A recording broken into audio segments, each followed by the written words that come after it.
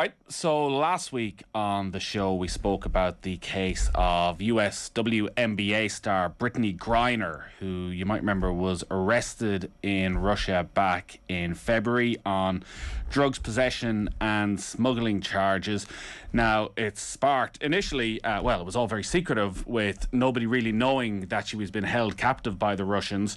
But over the past few weeks, it's become clear that she was going to become the victim of something of a show trial, and that trial is now underway. And today, Brittany Griner pleaded guilty to those drug possession and smuggling charges during her trial in Moscow. Now, we heard last week that at some stage she was probably going to have to plead guilty, whether she was guilty or not, to have any chance of getting back to America. There were hopes that there might be an exchange for a Russian prisoner in return for Brittany Griner, but she's going to have to wait a little bit longer to find out exactly what her punishment is. It could well be 10 years in a Siberian prison for Brittany Griner. She was given a letter today from the US President Joe Biden, but the US so far hasn't made its strategy in the case public.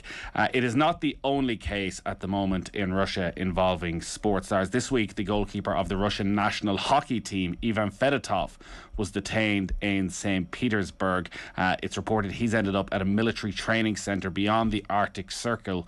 Recently, he signed a contract with the American club, the Philadelphia Flyers, and was planning on moving to the US to play in the NHL. He had planned to leave Russia to join the team in America, but obviously now has not been allowed to do so. To talk about this, I'm joined by Kevin McGran, who covers the Toronto Maple Leafs and the NHL for the Toronto Star. Evening, Kevin. Nathan, how are you? Very well. Could you give us a bit more background then into Ivan Fedotov?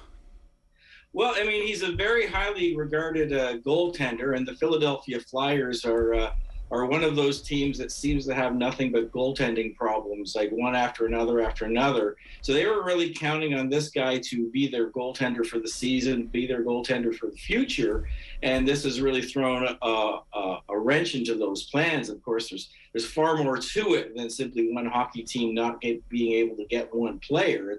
There's a lot of issues surrounding this, and how it's being interpreted over here in North America is that this is a real kind of a real blow for the North American teams to get Russian players. It's a real signal to Russian players to get in line with the policies of Vladimir Putin and his stance on the war in Ukraine.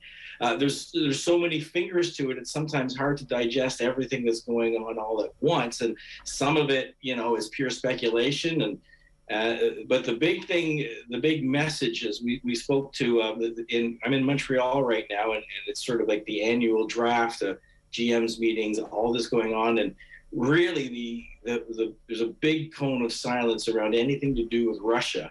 I do think the NHL doesn't really know what to do or what to say, and it seems the strategy is the less said, the better. They don't want to inflame emotions. They don't want to anger Russian authorities. They just kind of all want to play it as cool as possible. So, I think we all feel for the kid, the Fedotov, the goalie, that he's up, fighting polar bears in the Arctic Circle. Not to make light of it, but, it did seem to kind of come right out of the blue, although I do suppose it was predictable given the nature of Vladimir Putin and the way he can sort of lash out at his enemies at a moment's notice. So pre the Russian invasion of Ukraine, what was the usual flow of Russian players to the NHL? Was it through the draft? Was it after the Olympics? Like what was the scouting system, and how many of them would end up coming to America and to Canada? So the NHL, about 15% of NHL players are Russian. And very unlike soccer, if your contract was up with your Russian team, you were a free agent, you could sign anywhere. There was no transfer agreements. There was no money changing places. Every team in the NHL has scouts all through Russia looking for players. So you could be drafted, and then Russian players don't typically come over. You're drafted at 18 or 19. They don't typically come over until 21 or 22. They play a few years in the men's league there, the KHL, which pays good money. Or you could be simply a free agent, a mid-career player that is really hitting his stride, and a team in North America thinks you can help out on the third line or whatever. So they come both ways, as free agents and as draft choices. But even a player that's drafted will have a contract with a Russian team and has to wait for that contract to end before he can come over. So it was always sort of a free flow of talent. There's lots of Canadians and Americans that go over and play in Russia, and there's no real transfer agreement. There's no real hindrances other than whether the player is under contract or not. This changes that. Like today is the NHL draft. It's today and tomorrow. So this is where they basically put negotiating rights over whatever players to choose over 7 rounds. And it's cast a bit of a pall on whether teams will actually choose Russians. If they don't think they can get them out, a really good Russian player might go, in the top 10, but maybe no team wants to take a chance that they're going to waste a valuable pick like that on a Russian, and that player's value will drop. So it'll hurt the player in the long run. Because there must, Kevin, be a big risk on the other side. Obviously, for the clubs, if they are investing and the player can't come, there is a loss there. But are they putting the players themselves at risk by agreeing to bring them to the US? Are they suddenly then on a list in Russia for somebody who's going to find themselves in a similar situation as Ivan Fedotov and suddenly whisked off to Siberia? Well, it's all very weird. That certainly is a possibility now that hadn't existed before this week. But there are Russian players from the NHL who have gone back to Russia to see their families for the summer. So there's a few of them. And, the biggest Russian player, one of the biggest is Artemi Panarin of the New York Rangers. And he's been a vocal opponent of Putin in the war. And he's in Russia. So the New York Rangers are now just a little bit concerned about what's going to happen to him when he tries to leave. Kirill Kaprizov of the Minnesota Wild, the same thing. He actually is in the same predicament as Fedotov in that I guess with the Russians, they're saying that Fedotov had a fake military ID that basically said he faked his military duty. And it's believed that Kaprizov used the same sort of back room or back channel fraudulent card to say that he's done his military service. It's all the fact that the Russian hockey players had to do military service is sort of a kind of a new thought. I guess it had always existed, but no one really ever talked about it. So it's hard to know whether the allegations are being fabricated at the Russian end or whether there's something to them. And this is a legitimate concern by the Russian government, who obviously needs soldiers at the moment, that young athletes do their time. But it does seem to be a kind of a picking and choosing who is the person that's going to be forced to do his military duty. It's such it just seems wild. It just seems crazy and unpredictable. We don't know who's going to be plucked out of the lineup, for example. It seems random and therefore hard to fathom, if you know what I mean. So there were a bunch of Russian players, veterans getting millions of dollars. They seem safe. Their teams are saying everything's normal, everything's fine. But there's certainly an undercurrent of worry that not all of them are going to make it back to North America for training camp in September. We're 4.5-5 months into the invasion of Ukraine. In that period of time, what was the NHL's relationship then with Russia? And I know you say this sort of came out of the blue and nobody knows what's going to happen next. Like, with all the various sanctions that have been happening against Russia from around the world, was there no preparation behind the scenes within the NHL for some of the complications that may arise?